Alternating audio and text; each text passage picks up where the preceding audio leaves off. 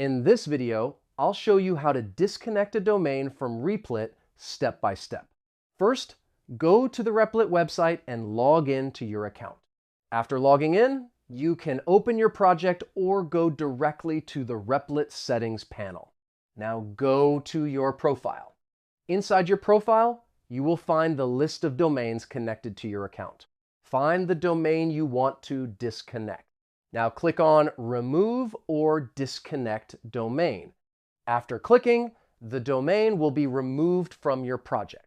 Keep in mind that using a custom domain usually requires a paid plan. You can check this in the Replit pricing plans.